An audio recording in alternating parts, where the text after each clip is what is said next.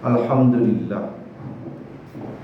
Alhamdulillahilladzi nahmaduhu wa nasta'inuhu wa nastaghfiruh wa na'udzu billahi min shururi anfusina min sayyiati a'malina. Man yahdihillahu fala mudilla lahu wa man yudlil fala hadiya lahu. Asyhadu an la ilaha illallah wa asyhadu anna Muhammadan abduhu wa rasuluhu la nabiyya ba'dah. Al-mab'uts rahmatan lil alamin. Allahumma shalli wa sallim ala حبيبنا وشفينا وقرة أعيننا سيدنا محمد وعلى آله وأصحابه أجمعين. أما بعد فيا عباد الله أوصيكم ونفسي بتقوى الله فقد فاز المتقون كما أمر الله تعالى في كتابه الكريم. أعوذ بالله من الشيطان الرجيم. يا أيها الذين آمنوا اتقوا الله حق تقاته ولا تموتن إلا وأنتم مسلمون. Hadirin jamaah Masjid Al-Hidayah rahimani wa rahimakumullah. Allah Subhanahu wa taala memberikan kepada kita satu tugas besar. Ketika Allah menciptakan nenek moyang kita, itu Nabiullah Adam alaihissalam, Allah Subhanahu wa taala mempunyai misi yang sangat mulia yang dibebankan kepada pundak Nabiullah Adam alaihissalam. Allah Subhanahu wa taala katakan dalam Al-Qur'an surah Al-Baqarah ayat 30. A'udzu billahi minasyaitonir rajim. Bismillahirrahmanirrahim. Wa idz qala rabbuka lil malaikati inni ja'ilun fil ardi khalifah qalu ataj'alu fiha man yufsidu fiha wa yasfiku ad-dima' wa nahnu nusabbihu bihamdika wa nuqaddisu lak qala inni a'lamu ma la ta'lamun. Wa idz qala, ketika berkata, rabbuka, Tuhanmu Allah Subhanahu wa taala berkata, lil malaikati, kepada para malaikat, banyak malaikat, inni ja'ilun fil ardi khalifah, sesungguhnya aku akan menjadikan khalifah di muka bumi. Khalifah itu artinya orang yang akan memakmurkan bumi, yang membuat bumi makmur dengan kekhasannya sebagai manusia. Manusia dan malaikat punya karakter yang berbeda. Manusia punya sifat dinamis, itu selalu ingin lebih baik, selalu ingin perubahan dan seterusnya. Sementara malaikat punya sifat statis. Itulah sebabnya nggak ada malaikat maksiat kepada Allah Subhanahu wa taala, karena malaikat nggak punya hawa nafsu. Malaikat hanya punya akal. Sementara manusia punya akal dan punya hawa nafsu. Qalu, berkata para malaikat itu, ataj'alu, apakah engkau akan menjadikan fiha, di bumi itu, may yufsidu fiha wa yasfikud dima', orang-orang yang akan menghancurkan, berbuat kerusakan di muka bumi itu dan menumpahkan darah. Para ulama berbeda pendapat tentang apa maksud pertanyaan malaikat. Tapi saya cenderung kepada pendapat ulama yang mengatakan bahwa para malaikat dalam hal ini tidak membantah Allah, tidak dalam posisi membantah ataupun memprotes Allah Subhanahu wa taala. Tidak dalam posisi itu. Karena malaikat mempunyai sifat dalam Al-Qur'an. Allah katakan sifat malaikat itu tidak la ya'sunallah, tidak bermaksiat, tidak menentang Allah Subhanahu wa taala, dan sifatnya adalah yang kedua, wa yaf'aluna ma yu'marun, dan mereka selalu melaksanakan apa yang diperintahkan. Jadi kalau malaikat udah dikasih satu titah, nggak mungkin mereka protes. Maka saya sepakat dengan para ulama yang mengatakan bahwa pertanyaan malaikat ini adalah sebagai pertanyaan keheranan. Ya, heran, kenapa begini ya Allah? Malaikat berusaha mencari rahasia di balik penciptaan manusia sebagai khalifah fil ard. Mencari rahasia, bukan untuk memprotes. Kenapa? Karena malaikat punya pengalaman. Dulu sebelum manusia dijadikan oleh Allah di muka bumi ini, ada makhluk sebelum kita yang dijadikan oleh Allah Subhanahu wa taala di muka bumi, tapi justru mereka keberadaannya di muka bumi melakukan kerusakan demi kerusakan dan saling membunuh, menumpahkan darah satu sama lain. Maka dari itu malaikat bertanya, "Ya Allah, apa manusia ini sifatnya sama seperti yang makhluk sebelumnya?" Itu pertanyaan untuk mendapatkan keterangan, untuk mendapatkan hikmah, bukan untuk protes. Tapi apa kata Allah? Masih kata malaikat, "Wa nahnu nusabbihu bihamdika wa nuqaddisu lak." Sementara kami selalu bertasbih kepadamu dan selalu mensucikan engkau. Lalu Allah jawab, "Qala inni a'lamu ma la ta'lamun." Berkatalah Allah, "Sesungguhnya aku mengetahui apa yang tidak engkau ketahui." Mungkin kalian sebagai malaikat tahu banyak hal, bisa melihat ujung barat timur. Mungkin kalian tahu banyak hal, tapi aku tahu banyak hal pula yang tidak engkau ketahui. Jadi ada satu rahasia yang sengaja disimpan oleh Allah Subhanahu wa taala biar nanti malaikat sendiri yang menyaksikan bagaimana rahasia manusia dijadikan sebagai khalifah fil ard. Di antara tugas khalifah fil ard itu adalah menjadikan semua sendi kehidupan ada dalam ketentuan Allah Subhanahu wa taala. Baik itu dari sisi ideologinya, politiknya, sosialnya, ekonominya, budayanya, pertahanannya, keamanannya, semua aspek dalam kehidupan kita harus kita pastikan berada dalam aturan Allah dan Rasulnya. Nah, ada satu aspek dalam kehidupan ini yang selalu terzalimi, yang setiap kali kita bicarakan aspek ini seolah-olah kita bicara tentang dosa besar. Aspek itu adalah aspek politik. Politik punya hak yang sama seperti ekonomi, sosial, budaya, dan seterusnya. Diatur semuanya dalam Al-Quran, diatur semuanya dalam hadis, dalam bentuk kaidah-kaidah dan batasan-batasan. Namun politik mengalami begitu banyak distorsi, sehingga banyak dari antara umat Islam yang keliru memahami makna politik. Di antara umat Islam ada yang memaknai politik itu sebatas milih, nyoblos, dan seterusnya. Tidak, politik mempunyai makna yang jauh lebih luas daripada itu. Dalam bahasa Arab, politik itu punya padanan kata dengan siyasah. As-siyasah, menyiasati, mengatur, manajer agar kehidupan itu sesuai pada tracknya. Sebagian orang juga mengatakan, oh kalau politik itu kejam, pembunuh, dosa-dosa tempatnya di situ.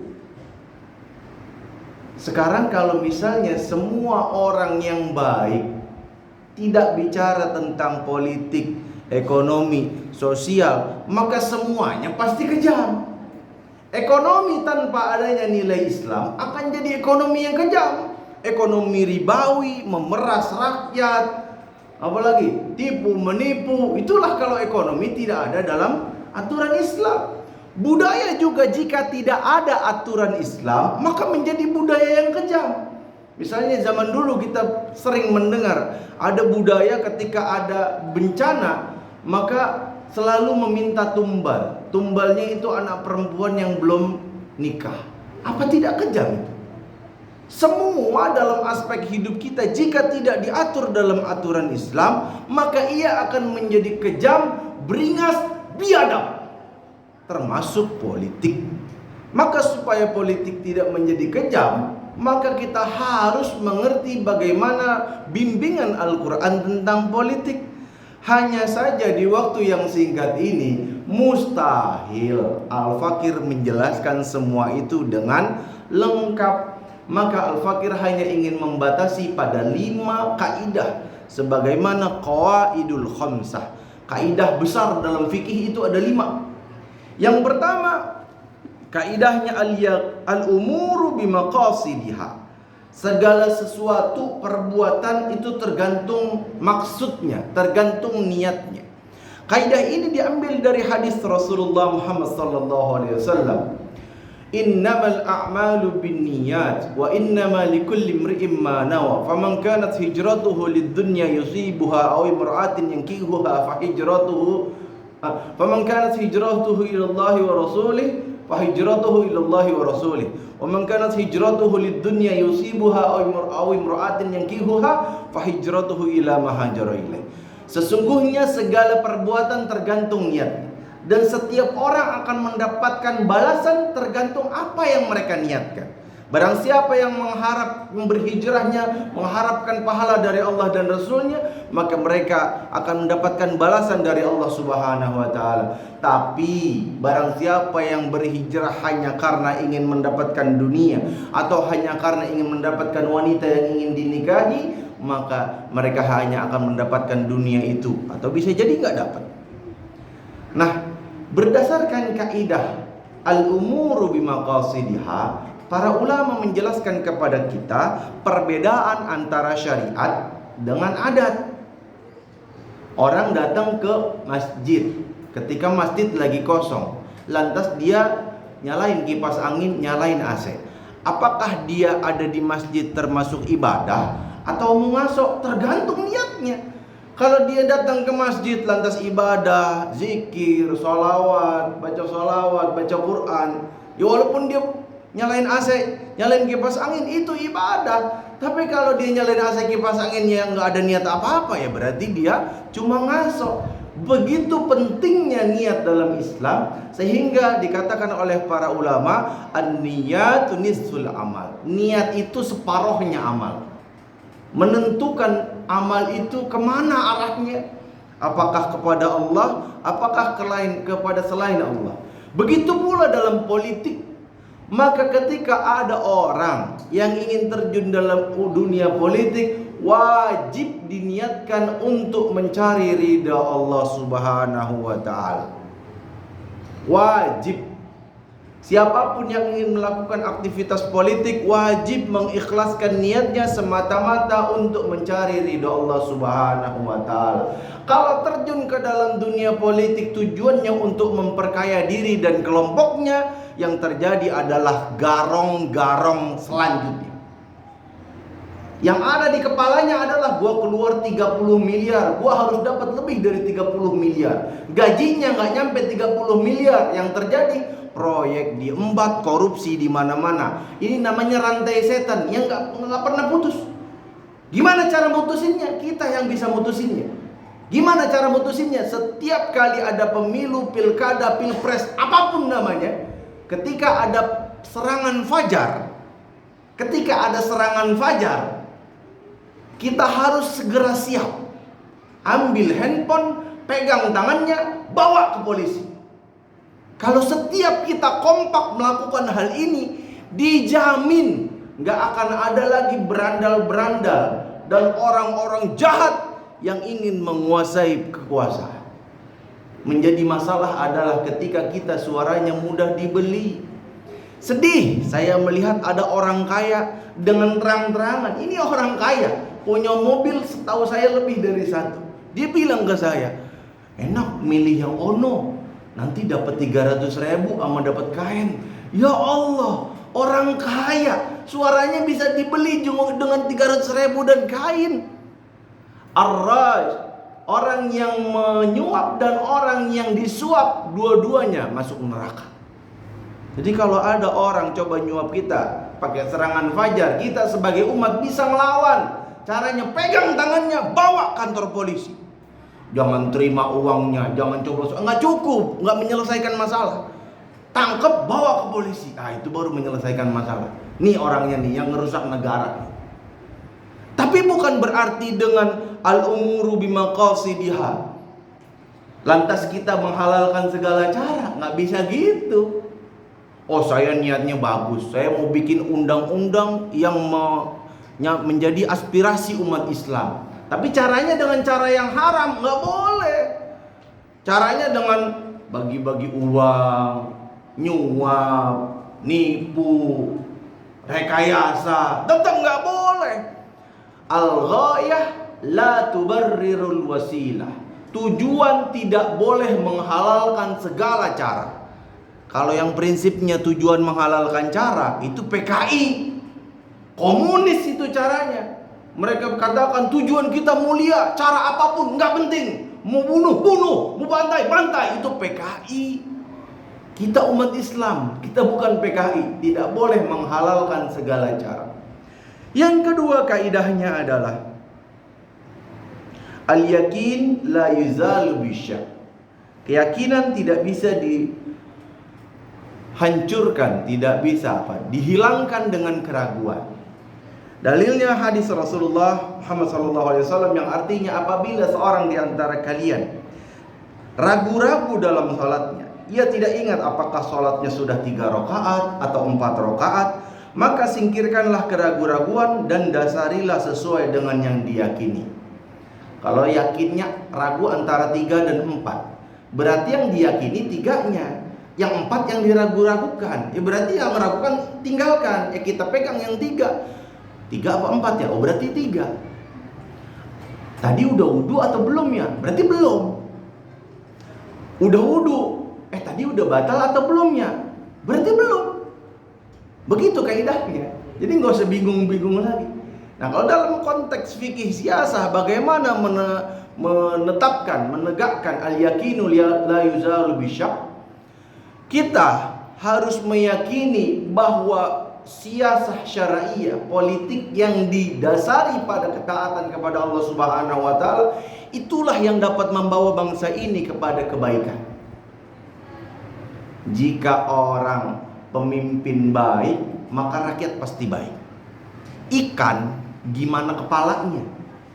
Kalau kepalanya sehat, badannya walaupun sakit sedikit tetap jadi ikan. Tapi kalau kepalanya udah busuk, badannya pasti ikutan busuk. Maka ketika keyakinan kita bahwa ketika kita milih orang soleh, ketika kita pilih orang yang amanah, itu kita didasari pada keyakinan bahwa insya Allah ini orang yang saya tahu nih bisa membawa lebih baik. Maka wajib al-yakinu la yuzalu bisyak. Jangan ragu-ragu. Siapapun itu, nggak peduli. Yang ketiga, al-masyaqqah tajlibus taisir.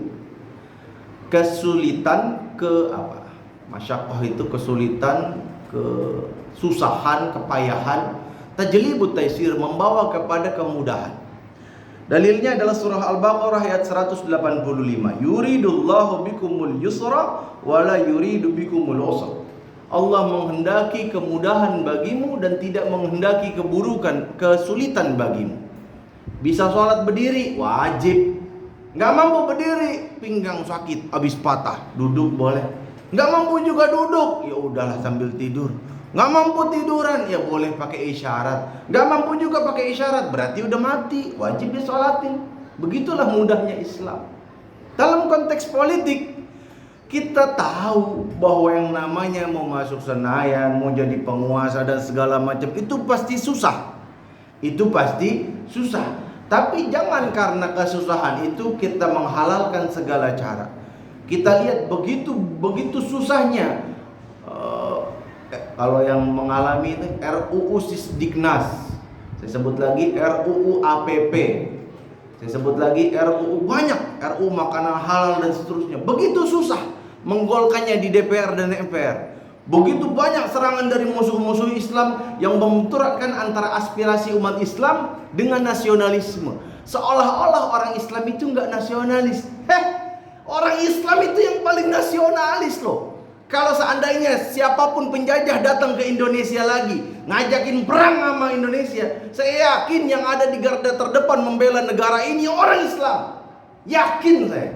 Karena dari zaman dulu Islam lah, umat Islam yang berjihad, ya, banting tulang, bertumpah darah, mereka rela untuk membela negara kesatuan Republik Indonesia ini. Kita udah teruji, nggak usah dibikin framing negatif itu. Tapi setiap kali kita ingin mengajukan aspirasi umat Islam agar kalau ada orang Islam diajar dengan guru yang seagama, kan logikanya begitu. Tapi musuh-musuh Islam tetap pendidikan tujuannya untuk mencapai yang beriman dan bertakwa. Jangan pakai takwa. Takwa itu istilah Islam. Indonesia itu tidak semuanya Islam. Ya Allah, tinggal takwa aja jadi masalah. begitu berat.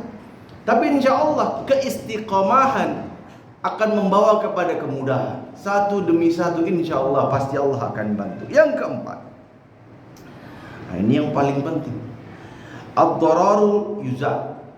Kemudaratan harus dihilangkan. Kemudaratan harus dihilangkan. Apapun itu di dunia ini pasti ada as-sira' bainal haq wal batil. Pertentangan antara yang hak dengan yang batil.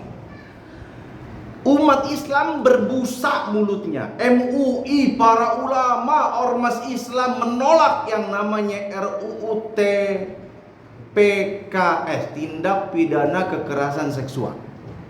Bukan karena kita setuju kekerasan seksual, bukan. Tapi karena di undang-undang itu disusupkan begitu banyak konten-konten, pasal-pasal yang seolah melegalkan kumpul kebo. Yang dipermasalahkan di situ kalau seksnya dipaksa. Kalau nggak dipaksa, nggak dibahas di situ. Kalau misalnya sama orang yang sama jenis dan segala macamnya, itulah sebabnya MUI, ormas Islam dan seterusnya menolak. Tapi tetap disahkan juga. Nah, berarti umat Islam kurang kuat di parlemennya. Ke depan jangan ada lagi umat Islam yang bisa disuap suaranya. Kita wajib untuk memilih orang sesuai dengan keyakinan kita, apakah ia mampu membawa negeri ini menjadi lebih baik atau tidak. Karena pilihan kita akan menentukan apakah Allah ridho atau tidak dengan yang kita lakukan. Semoga Allah menjadikan pemimpin Indonesia nanti di 2024 atau di pemilihan yang lain menjadi pemimpin yang jauh lebih baik, yang jauh lebih mensejahterakan rakyat dan seterusnya. Dan semoga kita juga menjadi pemilih yang cerdas, tidak mudah dibeli suaranya. Aqul qouli hadza wa astaghfirullah li wa lakum wa lisairil muslimina wal muslimat wal mu'minina wal mu'minat fastaghfiru innahu huwal ghafurur rahim.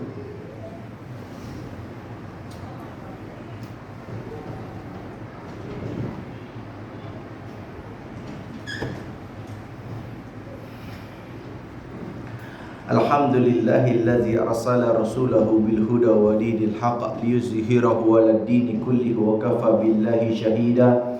Asyhadu an la ilaha illallah wa asyhadu anna Muhammadan abduhu wa rasuluhu la nabiyya ba'da al-mab'us rahmatan lil alamin. Allahumma shalli wa sallim ala habibina wa syafi'ina wa qurrati a'yunina sayyidina Muhammadin wa ala alihi wa ashabihi ajma'in. Amma ba'du, fa ya ibadallah, usikum wa nafsi bi taqwallah. فقد فاز المتقون كما أمر الله تعالى في كتابه الكريم. أعوذ بالله من الشيطان الرجيم. يا أيها الذين آمنوا اتقوا الله ولتنظر نفس ما قدمت لغد واتقوا الله إن الله خبير بما تعملون.